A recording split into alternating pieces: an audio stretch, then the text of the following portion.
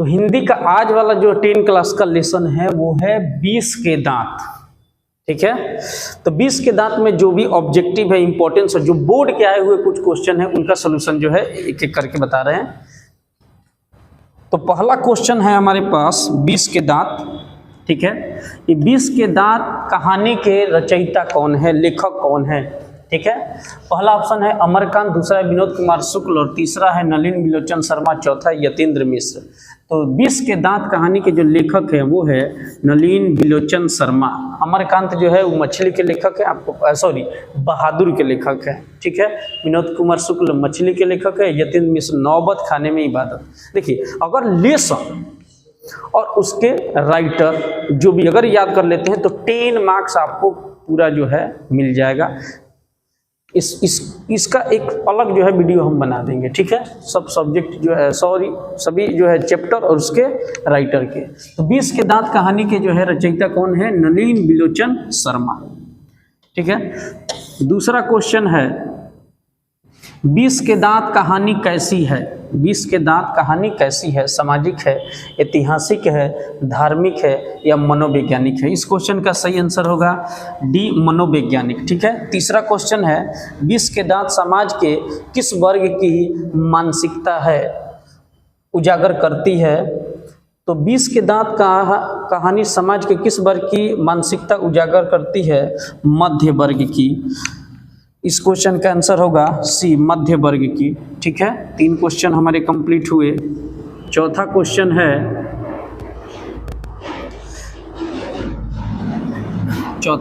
है 20 के दांत पाठ की विधा है।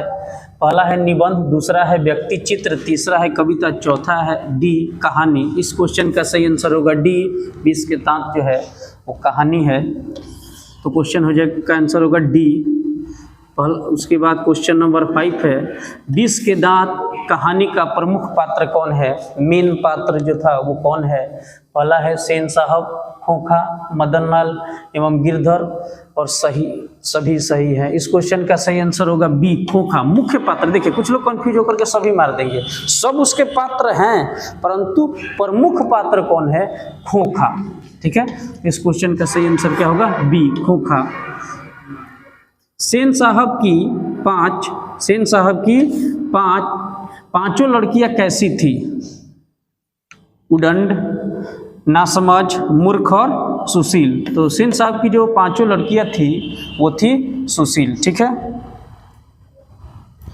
क्वेश्चन है गिरधर लाल का बेटा है खोखा, कासू, मदन और आलो।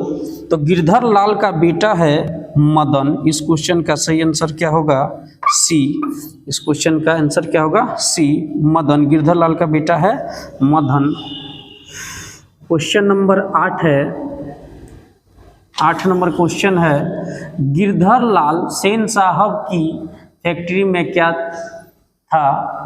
गिरधर लाल सेन साहब की फैक्ट्री में क्या थे, किरानी थे, ड्राइवर थे, अकाउंटेंट थे और इनमें से कोई नहीं। इस क्वेश्चन का आंसर होगा ए, गिरधर लाल जो है वो सेन साहब की फैक्ट्री में क्या थे, किरानी थे। सेन साहब की नई मोटर कार की रंग क्या थी, बहुत इंपॉर्टेंट क्वेश्चन है भाई। सेन साहब की नई मोटर कार की रंग क्या थी, सफ़ेद, नीली, लाल और काली। सही आंसर होगा इस क्वेश्चन का बी, यानी काली। सफ़ेद पहला ऑप्शन है, दूसरा है बी यानी काली, तो काली ऑप्शन सही होगा। ठीक है, क्वेश्चन नंबर 10 सेन साहब की नई मोटर कार कितने की थी। देखिए प्रश्न जो है 18 और 19 में पूछा भी गया है। ठीक है, और रिपीटेड क्वेश्चन के आने के चांस ज़्यादा रहते हैं। तो मोटर कार कितने की थी, 8,500 की, 7,500 की, 6,500 की और 5,500 की। तो इस क्वेश्चन का सही आंसर क्या होगा, 7,500, यानी बी ऑप्शन सही हो जाएगा, 7,500। ठीक है, सेन साहब की जो नई मोटर कार थी, जो काले रंग की मोटर कार थी, उसकी प्राइस क्या थी, 7,500। ठीक है, अगला क्वेश्चन है सेन साहब अपने बेटे खोखा को क्या बनाना चाहते थे? खोखा। सेन साहब अपने बेटे खोखा को क्या बनाना चाहते थे? डॉक्टर, खिलाड़ी, बिजनेसमैन, इंजीनियर और पत्रकार। क्वेश्चन का सही आंसर होगा सी। सेन साहब अपने बेटे को या तो बिजनेसमैन बनाना चाहते थे या फिर इंजीनियर बनाना चाहते थे। इंजीनियर और बिजनेसमैन, तो इस क्वेश्चन का सही आंसर होगा सी। ठीक है, अगला क्वेश्चन है, सेन साहब की नई मोटर कार की पिछली बत्ती का लाल शीशा किसने तोड़ दिया था? किसने तोड़ दिया था? इस क्वेश्चन का आंसर होगा पहला मदन, दूसरा कासू, तीसरा सोफर और इनमें से कोई नहीं। इस क्वेश्चन का आंसर होगा सेन साहब की नई मोटर कार की पिछली बत्ती किसने तोड़ा था? कासू ने तोड़ा था। ठीक है, इस क्वेश्चन का सही आंसर होगा क्या? बी। सेन साहब की आंखों का तारा कौन है? ये तो सबको पता होगा भाई, कार, दूसरा है खोखा, तीसरा है खोखी और चौथा है इनमें से सभी। इस क्वेश्चन का सही आंसर क्या होगा? सेन साहब की आंखों का तारा क्या था? बी, यानी खोखा। ठीक है, अगला क्वेश्चन, सेन साहब की आंखों का तारा तो हो गया। क्वेश्चन नंबर 14, सेन साहब किस तरह के आदमी थे? अहंकारी, तानाशाह, मूर्ख और विद्वान। तो सेन साहब जो है थोड़ा तानाशाह आदमी थे। सेन साहब जो है वो तानाशाह आदमी थे। बी ऑप्शन सही हो जाएगा। मदन किसका बेटा है? यह क्वेश्चन 23 के फाइनल पेपर में आया है, बिल्कुल ताजा क्वेश्चन है भाई, 23 में आया है। तो मदन किसका बेटा था? पहला सेन साहब का, बिल्कुल नहीं, गिरधर लाल का। तो सही इस क्वेश्चन का आंसर यही होगा, गिरधर लाल। से मदन जो है वो गिरधर लाल का जो है बेटा था। इस क्वेश्चन का सही आंसर क्या हो जाएगा? बी हो जाएगा। 16 नंबर क्वेश्चन है कि मदन और कासू के बीच झगड़े का कारण था। देखिए ये क्वेश्चन थोड़ा सा जो है टाइपिंग में जो है गड़बड़ हो गया है, ये वाला ऑप्शन जो है। तो मदन और कासू के बीच झगड़े का कारण था लट्टू का खेल। इस क्वेश्चन में हो जाएगा सही विकल्प लट्टू का खेल। यहाँ टाइपिंग में गड़बड़ है। मदन और कासू के बीच झगड़े का जो कारण था वो लट्टू का खेल था, याद रखिएगा, लट्टू का खेल। मदन के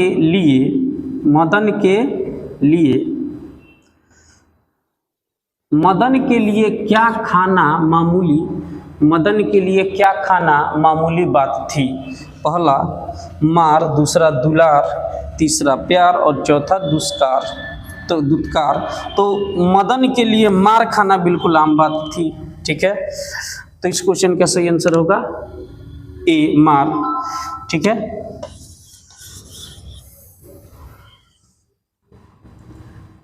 क्वेश्चन नंबर 18, खोखा किन मामलों में अपवाद था? ये क्वेश्चन कभी कभार 2 मार्क्स में भी पूछता है कि खोखा किन मामलों में अपवाद था।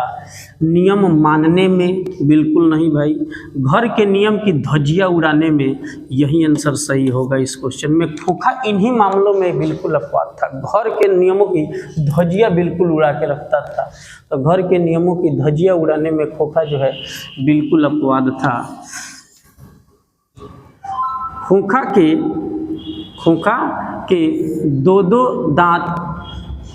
के दो दांत किसने तोड़ डाले? पहला कासू ने, मदन ने, गिरधर लाल ने और सेन साहब ने। तो खोखा के दोनों जो दांत थे वो मदन ने तोड़ डाला। किसने तोड़ डाला भाई? मदन ने तोड़ डाला। 19 में यह पेपर फाइनल में पेपर में आ भी गया है। जो भी क्वेश्चन आया है उसको हमने यहाँ पर दिखा भी दिया है। तो मदन के 2 दांत जो है किसने तोड़ डाले? खोखा के किसने 2 दांत तोड़ डाले? मदन ने। ठीक है, खोखा और मदन के बीच जो है एक बार लड़ाई भी हुई थी, आपको पता होना चाहिए। तो खोखा के 2 दांत जो है मदन ने तोड़ डाले थे। ठीक है, मदन ने तोड़ डाले।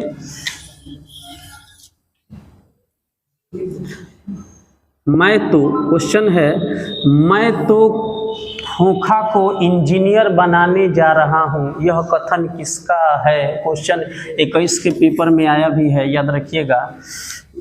मैं तो खोखा को इंजीनियर बनाने जा रहा हूँ, यह कथन किसका है? पहला ऑप्शन है सेन साहब का, मास्टर जी का, गिरधर लाल का और मुखर्जी साहब का। तो इस क्वेश्चन का सही आंसर होगा ए। इस क्वेश्चन का सही आंसर होगा क्या? ए, सेन साहब का था। सेन साहब ही ये कहते थे कि मैं तो खोखा को इंजीनियर जो है बनाने जा रहा हूँ। इस क्वेश्चन का सही आंसर क्या मारेंगे भाई? ए मार देंगे। सीमा, रजनी, आलो, शेफाली, आरती पांचों किसकी बहन थी? तो पांचों जो है मदन की। क्वेश्चन है, ऑप्शन है खोखा की, लेखक की या सेन साहब की। तो क्वेश्चन होगा, इस क्वेश्चन का सही आंसर होगा बी, खोखा की। पांचों जो है बहनें किसके थी? खोखा की थी। नलिन बिलोचन शर्मा का जन्म कब हुआ था? ये क्वेश्चन इंपॉर्टेंस है, इसको थोड़ा ज़्यादा ध्यान में रखिएगा। नलिन बिलोचन शर्मा जी का जन्म कब हुआ था? 18 फरवरी 1916। पहला ही ऑप्शन बिल्कुल सही है जी, 18 फरवरी 1916 में इनका जन्म हुआ था। 18 फरवरी 1916, ठीक है।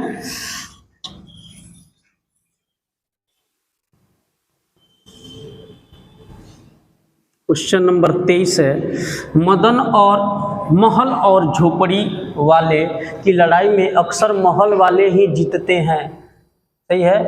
हालत में जब दूसरे झोपड़ी वाले उसकी मदद अपने ही खिलाफ करते हैं कि पकती है बहादुर, मछली, शिक्षा और संस्कृति, 20 के दांत। ये तो सबको पता होगा भाई कि 20 के दांत की बात हो रही है, तो 20 के दांत की ही है। यह पक्ति कहाँ की है? 20 के दांत पाठ की है, 20 के दांत की। क्वेश्चन नंबर 24 है, अनाम दास का पोथा, अनाम दास का पोथा उपन्यास किस लेखक की कृति है? पहला है हजारी प्रसाद द्विवेदी, दूसरा यतीन्द्र मिश्रा, तीसरा अमरकांत और महात्मा गांधी, चौथा ऑप्शन है। इस क्वेश्चन का सही आंसर होगा ए। अनाम दास जो है, अनाम दास का जो पोथा है वो हजारी प्रसाद द्विवेदी की रचना है। हजारी प्रसाद द्विवेदी की रचना है, ये पहला ऑप्शन ही सही हो जाएगा इस क्वेश्चन में। मोटर को कोई खतरा हो सकता है तो डैश डैश से। ऑप्शन में है खोखा, मदन, सीमा और शेफाली। तो भाई जब हो क्वेश्चन में खोखा तो खतरा दूसरे किसी चीज़ से हो नहीं सकता है, तो खोखा से ही धोखा था, यानी खोखा से ही जनवा खतरा था गाड़ी को, ठीक है। तो जनवा मोटर कार को खतरा था तो खोखा से, ए ऑप्शन सही हो जाएगा इसका, ठीक है। हिंदी कविता में प्रपदवाद के प्रवर्तक कौन है? ठीक है, इस क्वेश्चन 26 का है, हिंदी कविता में प्रपदवाद के प्रवर्तक कौन है? प्रवर्तक कौन है? ठीक है, पहला ऑप्शन है अमरकांत, दूसरा है राम बिलोचन शर्मा, राम विलास शर्मा, तीसरा है नलिन बिलोचन शर्मा और चौथा है अशोक वाजपेयी। ठीक है, इस क्वेश्चन का आंसर क्या हो जाएगा? नलिन बिलोचन शर्मा। ठीक है, इस क्वेश्चन का सही आंसर क्या होगा? नलिन बिलोचन शर्मा। ठीक है, अगला क्वेश्चन की तरफ चलेंगे।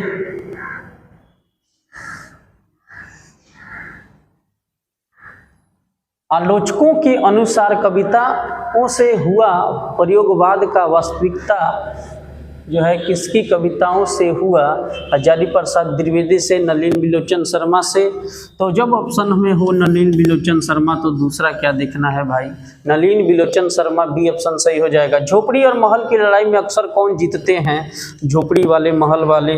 तो बिल्कुल भाई महल वाले जीतेंगे। ऑप्शन में है दोनों, दोनों तो कैसे जीतेंगे भाई? कोई भी गेम होगा तो उसमें जीतेगा तो कोई एक। झोपड़ी और महल की लड़ाई में कौन जीतेंगे? अक्सर जनबात जीत जो है महल वाले की होती है। महल वालों की शान कुछ और होती है, उनके पास भाई ताकत पैसा होता है, तो जीत तो उन्हीं की होगी ना, तो महल वाले जीतते हैं।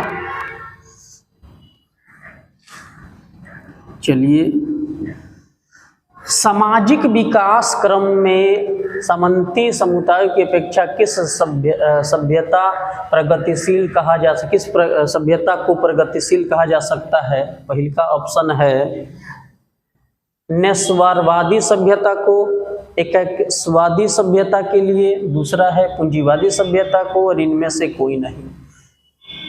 तो ऑप्शन जो ए है नस्वरवादी सभ्यता, नस्वरवादी सभ्यता को ही जो है प्रगतिशील कहा जाता है।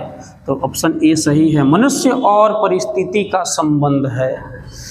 ठीक है, तो इस क्वेश्चन का आंसर जो है आप जो है अगर पूरा भाव को अगर समझेंगे, देखिए प्रत्येक चैप्टर का सारांश समरी भी आ रहा है। ठीक है, तो चैनल पर होंगे तो आप सब्सक्राइब करके रखिए और इस क्वेश्चन का कमेंट करके आपको बताइए कि इस क्वेश्चन का सही आंसर क्या होगा। 30 आखिरी क्वेश्चन है कि मनुष्य और परिस्थिति का संबंध क्या है। बिल्कुल आसान क्वेश्चन है, जरूर जवाब दीजिए। ठीक है, और अगला चैप्टर जो है जरूर देखेंगे।